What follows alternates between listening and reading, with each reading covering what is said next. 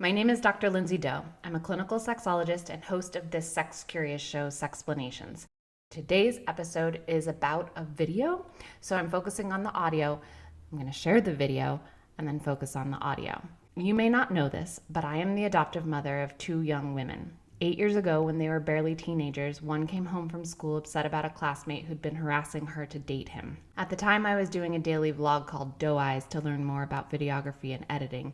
It felt natural to take out my phone, balance it on the kitchen table, and send my plea for him to stop into the ether. It was a gesture to validate her experience, educate others to make better decisions, and practice my video making skills. I understand why you're harassing my daughter. Don't.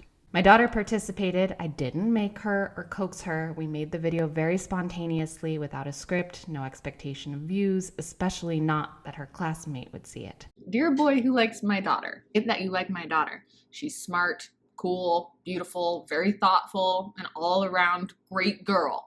What I don't like is how you treat her. Are you confused? You probably picked up from society messages about how when you want something, you need to try harder, go at it, do whatever you can to get it. Don't give up. Maybe it's for this reason that you repeatedly ask my daughter out in the halls, on the bus, and you write her poems. If her response was, I don't know, then I'd say give her space to figure it out. If her response was maybe, then I would suggest a conversation about her feelings of uncertainty. And if her response was ask me again later, then go ahead, ask her again later. But her responses have been, no thanks. Stop asking me.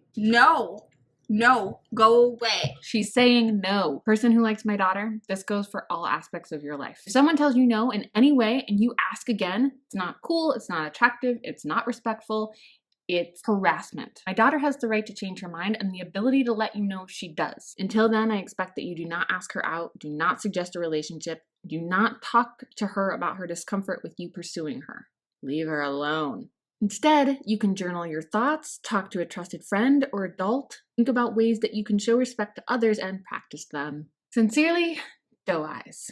Within a month of this video posting, Dear Boy Who Likes My Daughter had been viewed more than any Sexplanations episode. Radio and television stations were playing and discussing it around the world. Relatives and friends in Europe got word of it from their news sources. A broadcast station in Australia paid my travel expenses for an interview. ABC, NBC, Daily Mail, Bustle, Upworthy, HuffPost, Metro, they all praised what we'd done. YouTube upload user DoeEyes speaks to the Dear Boy Who Likes My Daughter about how to handle rejection gracefully, and it's a lesson all kids can learn from. Dear Boy Who Likes My Daughter contains the most important messages about consent you'll ever see, and not only that, but it teaches the lessons it holds in exactly the right way. I'm not exaggerating when I say that everyone needs to watch this video no matter who you are, old, young, man, woman, parent, child, whatever. It's too important to miss, and internalizing this message will help us all be better than we are. This video is a perfect lesson in consent.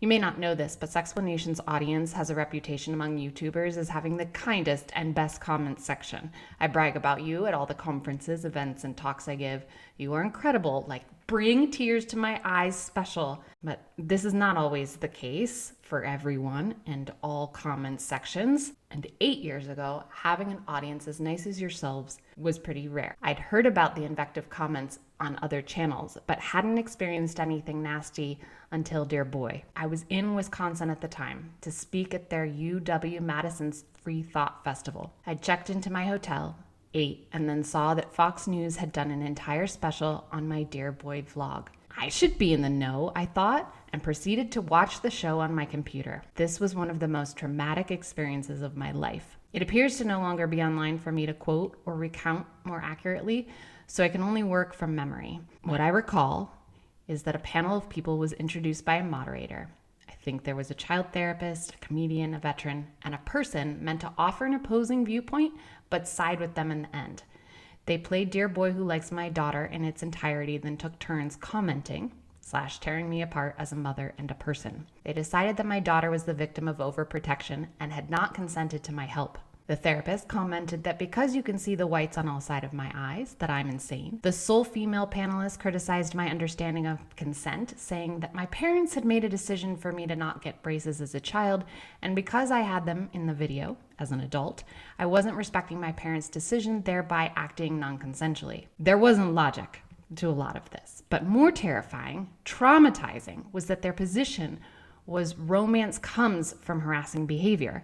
They reasoned that a man should ask and ask and ask to be with a woman until she concedes. Otherwise, they won't get together and live happily ever after. I hoped that they were paid and that these weren't their true thoughts. I grieved for their children. I forgave them. I knew that they didn't have all the information, that my daughter had asked for my help, and that not all of us are encouraged to be curious and assume goodwill. But it still stung. I went back to the video on YouTube to see what this exposure had done. It was late at night, but it felt important to be in the know. Sure enough, comments were full of similar beliefs. That I was a bad mother, that I was doing harm, and that my daughter and I should be raped and killed. It is difficult to describe what it was like for me to be threatened by strangers who could be anywhere and on such a large scale. I began frantically writing down the usernames of violent commenters, thinking that I would report them. I can control it. I will feel safe again. I wasn't okay. There were too many names, pseudonyms, so I started solving it differently. Was there a text solution? Could these accounts even be tracked and investigated? I called my smart friend Peter in Hawaii for answers. I highly recommend having friends in different time zones who can be there during middle of the night crises. He gently told me that it is possible to turn off the comments on the video. But then I won't know what's being said. I won't know anything about these people, how far they go, what kind of danger I'm in. I could hear myself. I won't know. I don't know what the right decision is. I'm still threatened on occasion and debate with myself about whether it's better to monitor or block the abuse. But for me, for now, I chose to turn off the comments and not know. I slept, I got dressed, and I attended the conference ready to speak about curiosity. I stood at the podium and shared with them what I've told you, where I was in my heart and my head, how much I value free thought, but also freedom to exist and travel without fear for the safety of myself and my family. When I returned home, my daughter told me that the boy had taken her pencils at school and broken them in half out of anger from rejection. I asked her to direct me to his house. I knocked on the door and shared the situation with his father, who was not apologetic or remorseful, but promised me it would stop. Yeah, it would stop, or I would report his son to the police. He stopped. My daughter learned that there are safe adults who will believe and help her. She also got ad revenue from the video to buy a new phone, so it felt even better to stand up for herself. It wasn't all smooth sailing from there. I continued to torture myself with thoughts of the commenters, people who are parents themselves raising kids without the same kind of support. I questioned myself.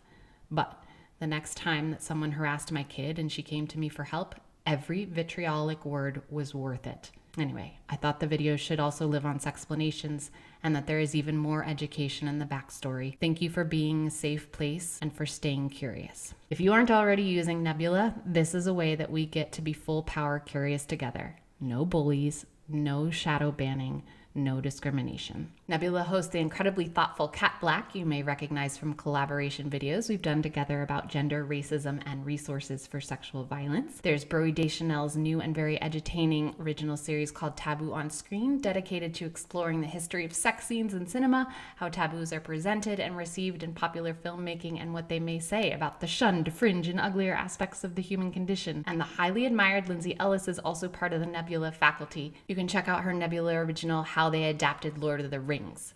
Curious, right? For a limited time, Nebula is selling lifetime memberships that will last for as long as you and Nebula both exist. What a romance! Please use the link in the description so that you get a discount and also make Sexplanations possible. I'm incredibly grateful for your generosity and curiosity. Hopefully we're making this planet better than we found it.